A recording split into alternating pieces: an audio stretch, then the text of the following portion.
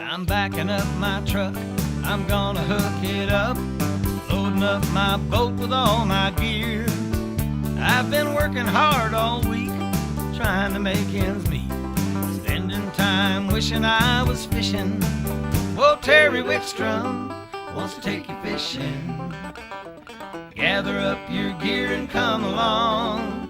Whoa, Terry Wickstrom wants to take you fishing. This is Terry Wickstrom.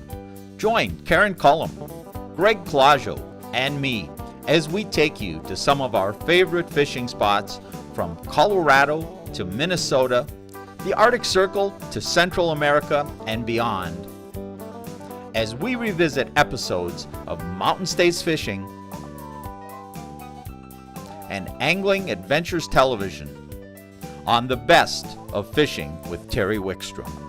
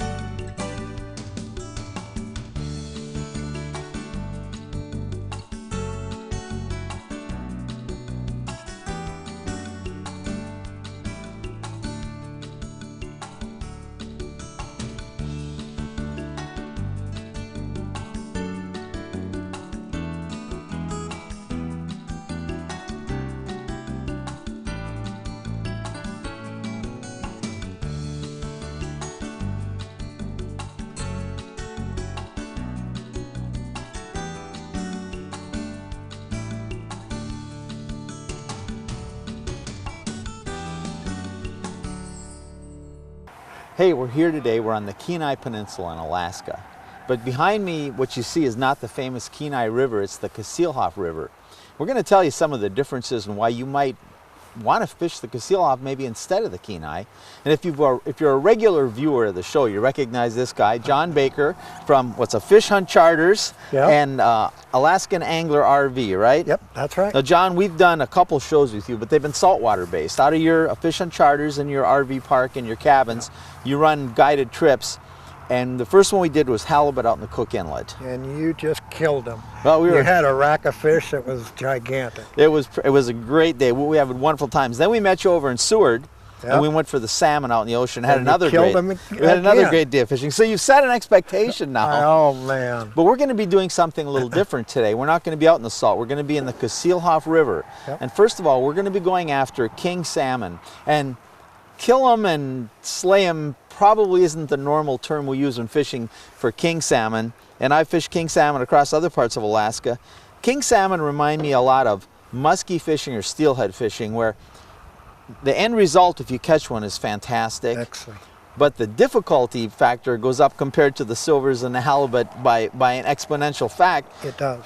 Hooking one up is a chore in itself, and then getting it to the boat's another chore. Just because you go on a trip doesn't mean that you'll hook one, and just because you hook one doesn't mean that you'll land it. But it still has that allure of the king salmon, the big fish. In fact, fish over 50 pounds have come out of this river. Absolutely. Let's tell people a little bit about the differences in these rivers. The Kenai is famous.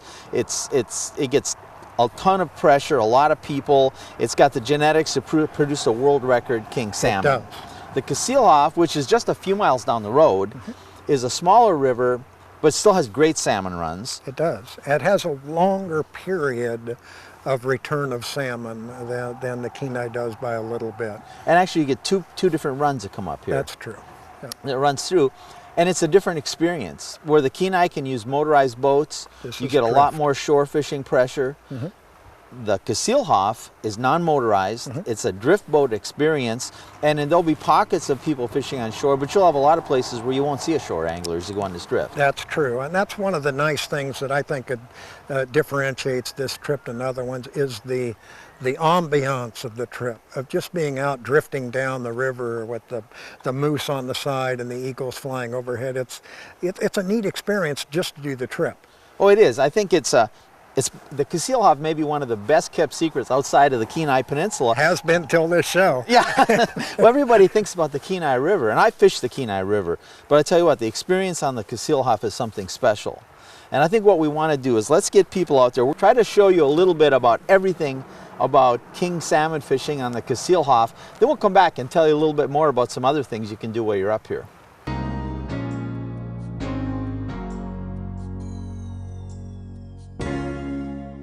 I get the impression a lot of people that come down here to fish don't come down here from the lower 48 even knowing about the Kasilof. But they come up here to the Kenai Peninsula, they understand the difference in the experiences. Maybe they get a package from somebody like John at Afishunt with you guys, or maybe they just discover the river while they're down here. Well, that's, you know, the big attraction of the area is the Kenai River. And when they find out that the Kasilof's here and we have a little more gracious limits than the Kenai does, and it is a quiet fishery, it's not quite as shoulder to shoulder, elbow to elbow kind of fishing, then we don't have it just draws people more to get really at what Alaska's about, beautiful in the outdoors. But normally a setup would you'd have 4 anglers here, you're rowing, keeping them in place, and they're using rods either in hand or in rod holders, typically in rod holders, to keep in place, because one of the biggest mistakes in trying to catch these fish can be setting the hook too soon with a rod in your hand, which can be almost impossible not to do. Exactly, because these fish come up the river and they hit the eggs, and that's when you feel the initial bite, but you actually need them to turn in the river so we can get them hooked in the side of the face. Hooked up. Taking line. Good, let it take line, let it take line. I don't know if it's still there. He might be. Yeah, I think he is. Yeah, he is. So, net, please.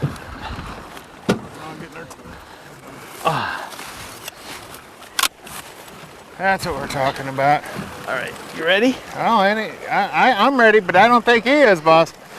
Just want to make sure. I didn't want to, fight this fish in before my net guy was. It's a smaller fish. That might be a sockeye. Yeah, it might be. You ready? Bring him on over here. He's spinning and it's looking like a sockeye to me. Yeah. Bonus fishes, All gentlemen. right. Whoa. Out here fishing kings and got a red or a sockeye. They aren't bad eating either, are they? No, they're the filet mignon of salmon. This is a sockeye.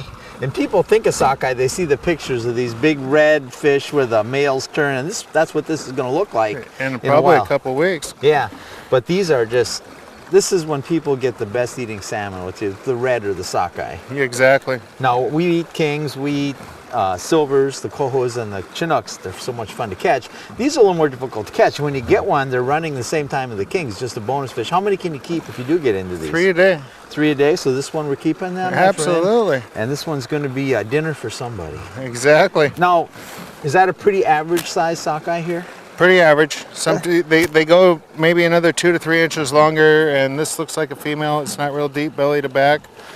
And so, the average weight of a sockeye is no more than 8 pounds. Oh, but they're just great fish. I tell you what, even though this isn't near the size of this king, these are ocean run fish. They're strong. You get them this silver just in the river, and it put up a darn good fight. It took a while in the current especially to figure out whether it was a king or not. I'll let you take care of that. I'm going to get back to fishing. All right, buddy.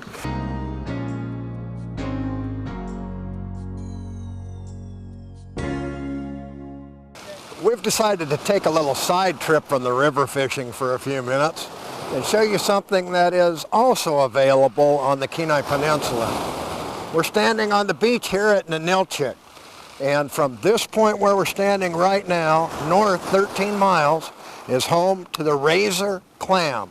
Now this is a shell of a clam, but underneath the water out here is a huge bed of razor clams. It's their breeding area.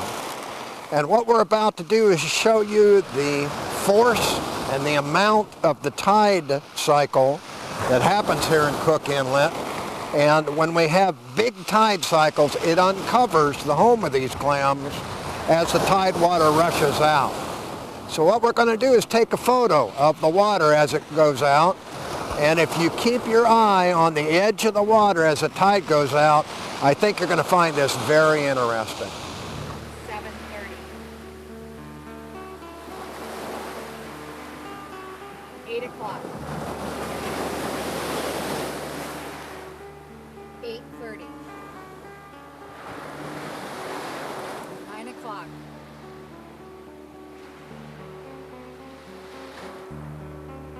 9:30. 10 o'clock. 10:30. 11 o'clock. 11:30. 12:30.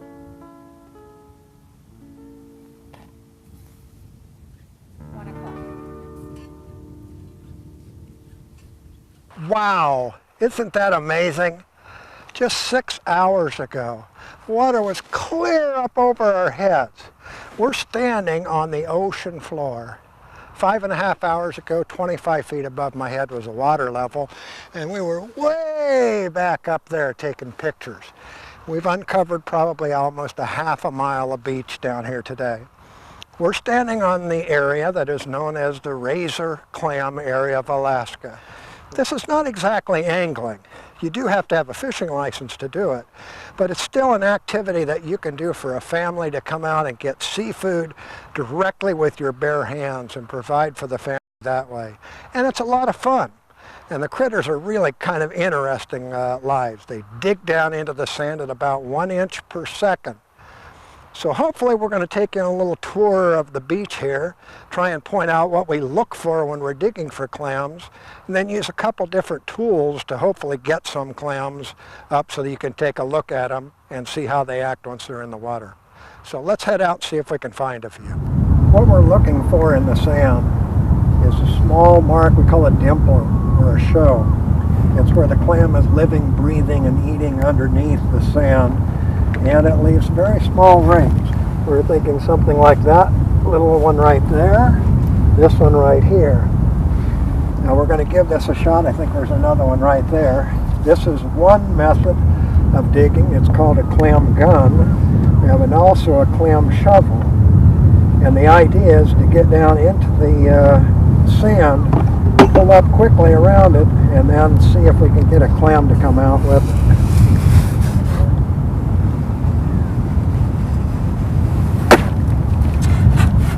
There it is.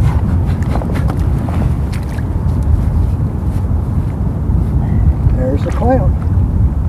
Now that's a pretty small one, but that is the idea from it, and this is the part that sticks up to the top and has a little digger foot on the bottom that digs it down into the sand where it lives. We're gonna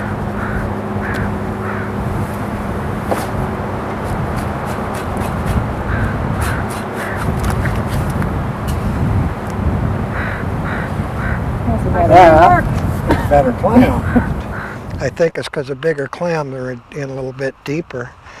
It wasn't quite as easy as a hole to spot. See if he starts digging for you there while I try another one. There goes his foot digging away.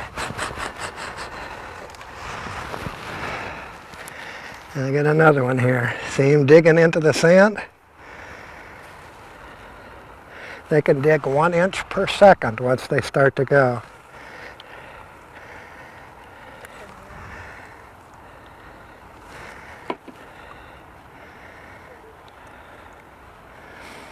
He's going to town. Pretty soon he'd be out of sight in another 3 or 4 seconds. But sorry, buddy. You're going to become part of Sherry's clam chowder.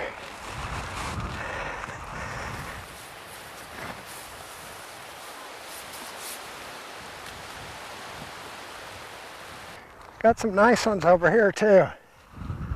These are mussels, and they grow in the rocks and uncover in the very bottom of the ocean.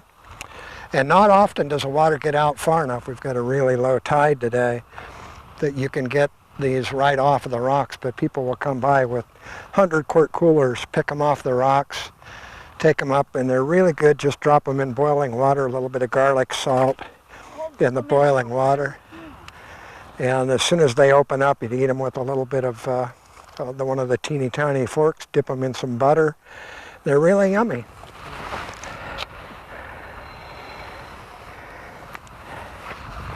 I see him. Oh, that's a granddaddy. That's a good sized clam. There's a lot of meat inside of there. Yes, good, good. I like that one. Well, these are just a few of the regular sized clams that we've got with us. We probably have about 15 or 20 in the span of 20 minutes here. And once you clean these, put them into chowder, into strips, into pieces like that, they're really good to eat. And it's just another type of seafood that you can catch while you're here in Alaska.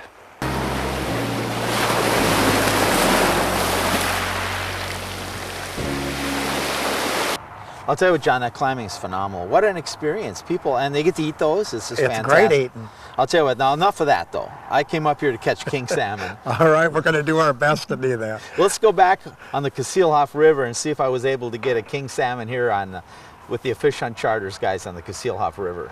The drag is really loose. Tighten it up a little if you want, but it's a really big fish. Yeah.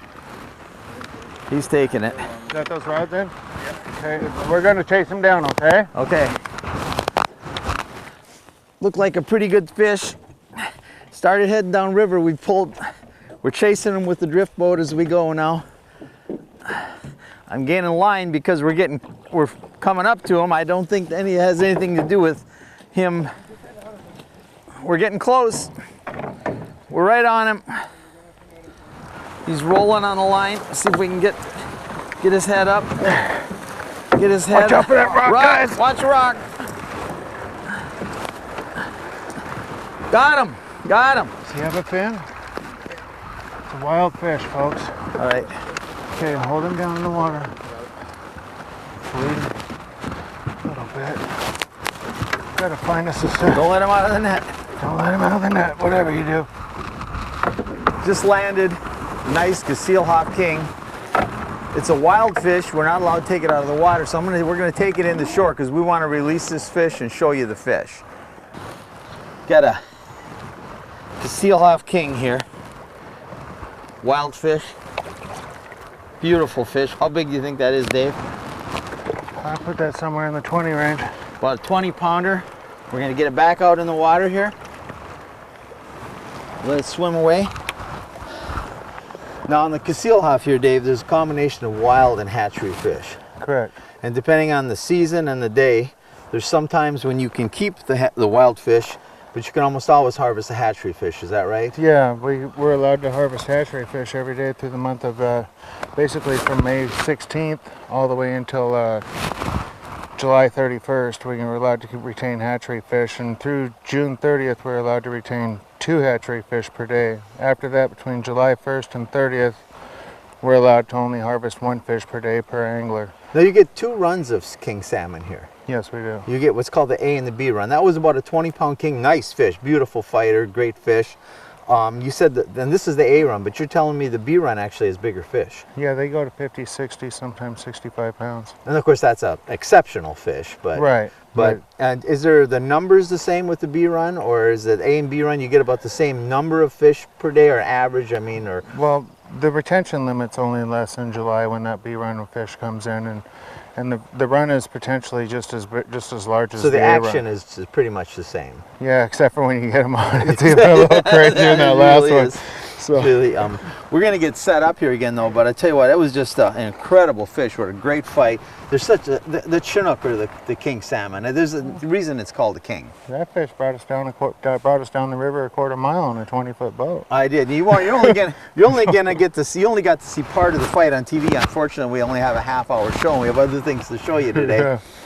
But just a great fish. And you know, the thing that I do want to mention about steelhead fishing, and a lot of times people, their first trip to Alaska, I'll tell them to come up and fish the silvers because the action is so steady.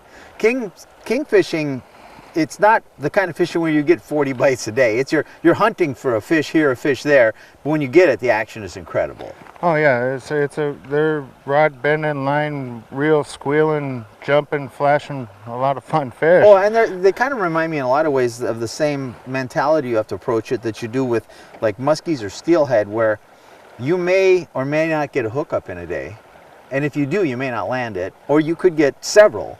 But it's that kind of fish where it's the intensity of waiting, because you know if you do hook up, it's not going to be a small fish. That's right. All right. Well, that being said, we got more to catch. Yeah, we got more to go. Well, John, thank you. As always, what a great time. Thank you for coming up. We enjoyed it. Well, I'll tell you what, I always have such a great time with you and Sharon. And, you know, folks, you can never guarantee fish no matter where you go, and you can't guarantee weather. But this is one of the best fisheries in the world, and you're in one of the most beautiful places in the world here. But I will guarantee if you come up with these people, they just treat you right. John and Sharon have become friends over a long period of time.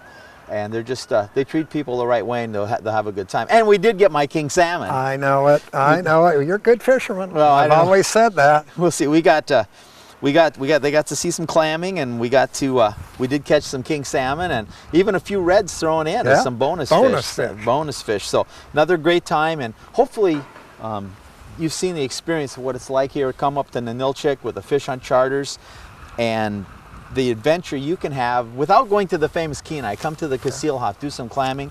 Put this on your adventures that you have to do in your fishing life, and join us next week on Angling Adventures.